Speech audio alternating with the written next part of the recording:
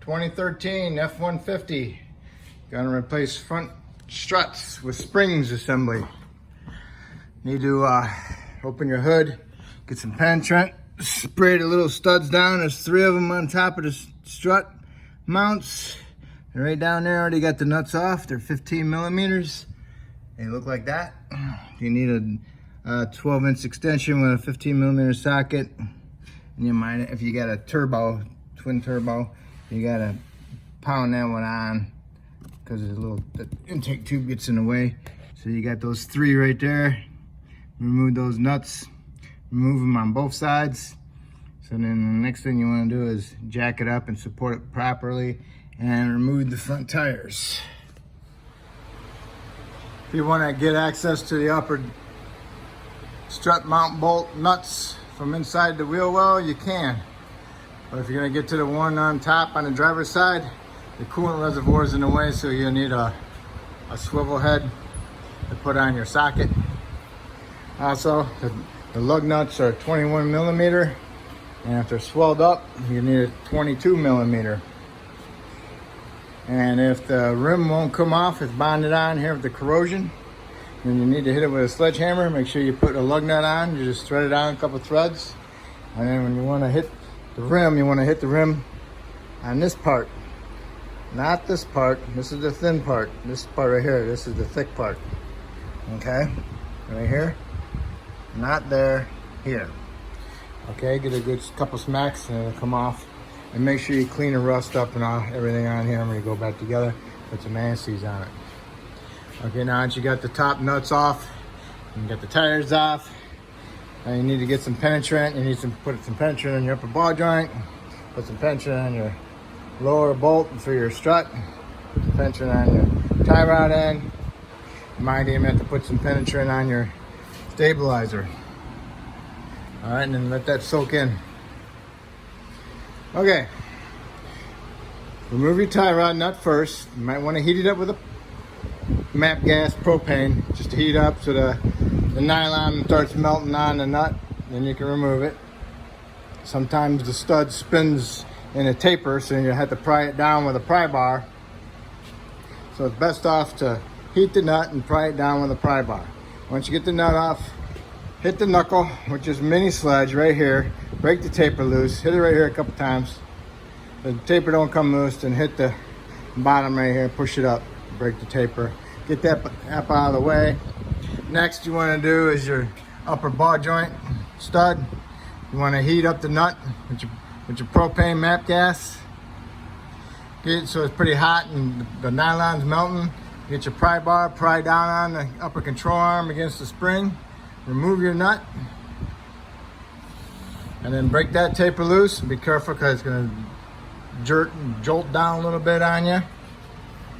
Okay. Then you want to remove your 4x4 vacuum line off of the hub. Just pick that up out of the way. Come over to your stabilizer bar nut. That's an 18. By the way, this is a 21. And this is a 21. The tie rod and the ball joints are 21, and stabilizer link's an 18. So you want to remove that. Heat this one up so the nylon melts. Remove the nut, and it'll move. It'll drop down a little bit more. Okay. Do that on both sides. You know.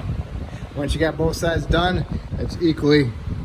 The control arms are equally, because you don't want to do one side and one side's holding you up because you didn't undo the stabilizer bar. All right, so far this is where we're at. So the next we need to do is remove the lower strut bolt and nut. All right, 1 1/16, 1 1/4. A little sloppy, but it fits. Be careful because there's a lot of weight on here and you don't have anything holding the stabilizer on there. This whole thing wants to come down a little bit, you know.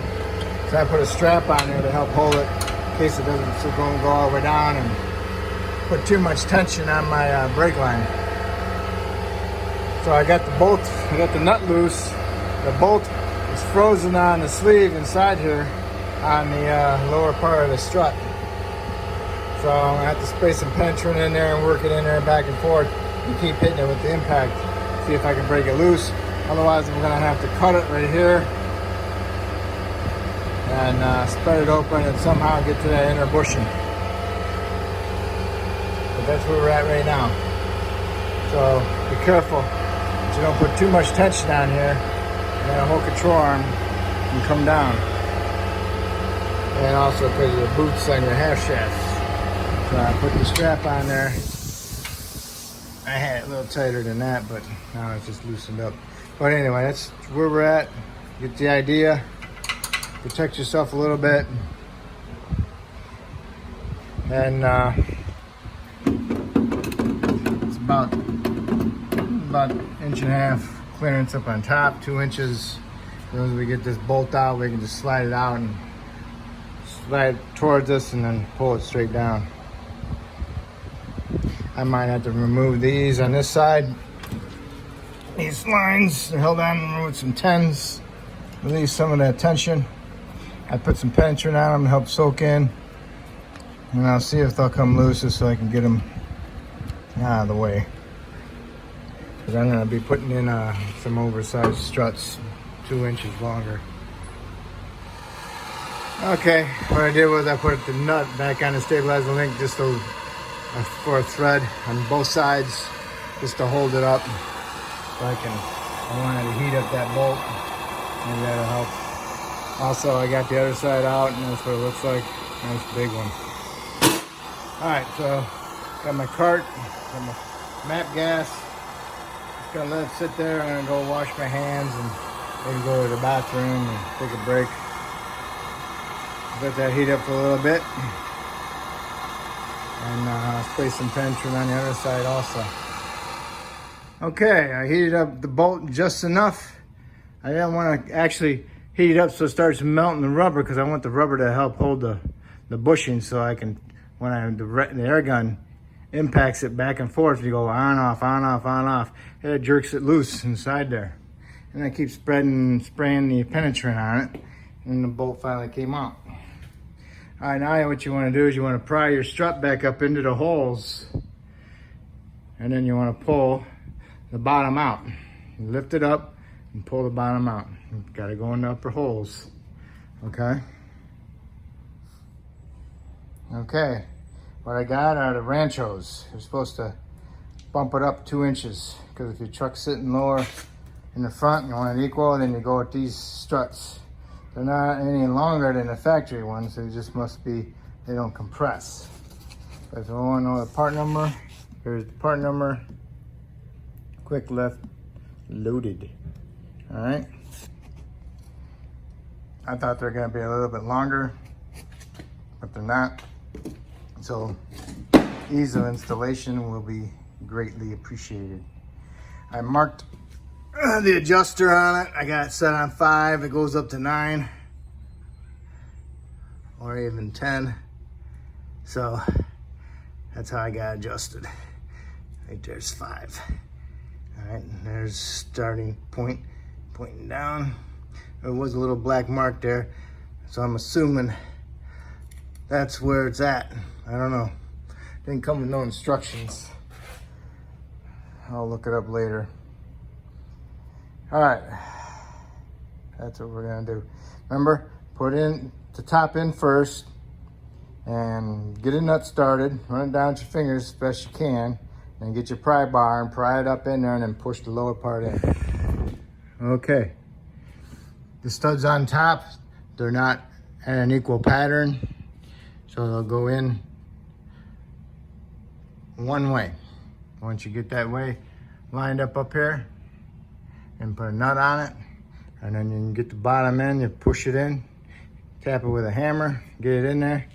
Then what you need to do is get your bolt ready with some anti-seize on it, get a big pry bar, go from underneath into the stabilizer hole, pry up the lower control arm, put your bolt in. You got your bolt in, you got your nut on. It's not tight yet, because I don't want to keep moving this thing back and forth. So I put some anti-seize on my stabilizer stud, put my nut on, tightened it up. Next is going to be my upper ball joint. The first thing you want to do is, since you can see it, you grab your 4x4 vacuum line and push that back on. There's the big one on the top and the little one on the bottom. There's only one line, just to support. All right, so now you need to bring this over and get it lined up with this one, and get your pry bar and pull that down.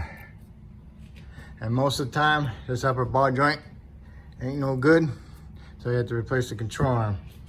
Since you're here, replace your control arm. Got some anti-seize on your ball joint and stud. Get a good grip on this spring and control arm, pull it down so it pushes that ball joint into the taper. Use 2 pry bars, one to get you down, and then you can get the other pry bar in there to get a good grip on, so you can pull it down. And when you pull it down into it, and then you can tighten your nut so the ball joint stud don't just sit there and spin with the lock nut. Okay, so now we got that done. Now you can swing this over. And if you remove these lines, go ahead and put those back on, and then tighten up your lower strut nut. You got the lines on, got them snugged up. Now all you need to do is tighten up that bottom one on that strut. Tighten that sucker up. It's a big bolt. Tighten it up. All right, now it's time for your tie rod in. Put some anti-seize on it. Line it up into the tapered hole, pry it down with a pry bar, tighten your nut up. Okay, ball joint tight, 4x4 vacuum line on, tie rod on, stabilizer link on, lower strut bolt and nut tight. Tighten your upper strut nuts, the 3 of them, the 15s. Tighten them up. If you need to know a torque on that, I'd say 30 foot-pounds. Or you can wait till you get it on the ground and tighten them.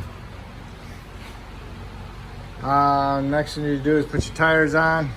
But anyway, you got both sides done. Now you can put your tires on, and make sure you clean them up before you put these on there. And then put a little bit of lube on here, just a little bit. And then put your tires on, put your lug nuts on, and you want to tighten your lug nuts to 140 foot-pounds on both sides. And then when you got down the ground, tighten your 3 nuts on both sides. And that's it. And make sure you, when you start it up, you go inside the cab, make sure you push your foot to the floor a couple times, just to make sure that you got a good brake pedal. All right? And that's how you do your front struts assembly. All right? If I helped you out, that's great. Maybe you can help me out by subscribing. I'd appreciate it. Thank you. Okay, this is the 2013 F150.